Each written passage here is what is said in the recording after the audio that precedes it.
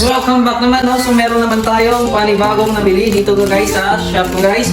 At ito is yung ring para sa ilong ng ating baka guys, kasi palagi itong napuputo, kaya ngayon bili na tayo para pang matagalan na ito guys. So ayun, ngayon samahan nyo ako at ilalagay natin sa ilong ng ating baka. So alright. So napakadali lang ito guys, so buksan natin guys. At meron din itong extra screw guys para in case na mawala pa yung isa. So ilalagay natin. So kukunin na natin ito at ilalagay sa ilong ng ating baka. So una guys is tatalian muna natin yung baka para hindi siya makagalaw. So ito yung ilalagay natin sa kanyang ilong. So tingnan natin. So gagawin natin guys is tatalian na natin siya para hindi makagalaw. Ay, eh.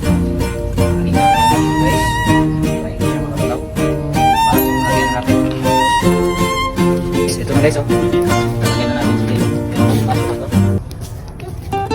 Yan. Suka siya mga guys. At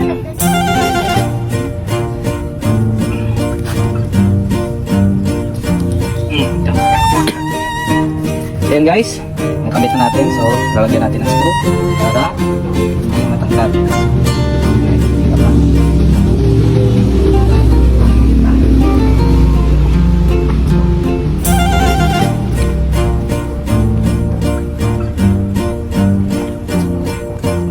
Guys, screw na natin guys para magpitan. So stainless ito guys at para na din hindi makalaw. Ayan. Ayan na guys. So lalagyan na lang natin ng tali dito sa panibago. Alright. So ngayon guys is tatalian na natin sa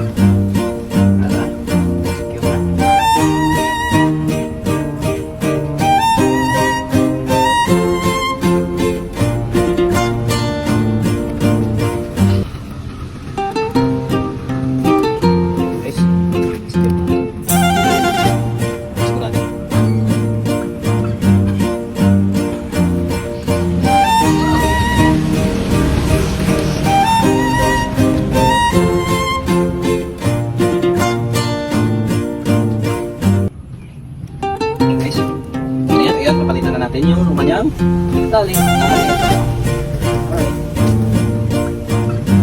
Mas matigas na yan sa pagkalaw.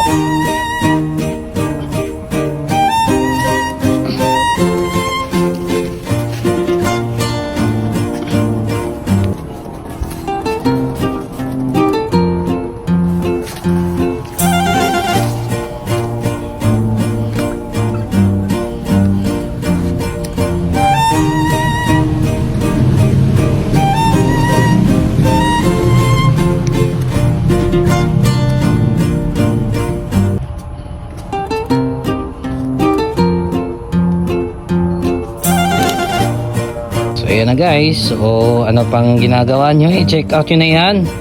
Ayan, dito lang yan makikita sa aking link. Alright, so murang mura lang yan guys, 100 pesos, 100 plus pesos lang yan. So alright, thanks for watching.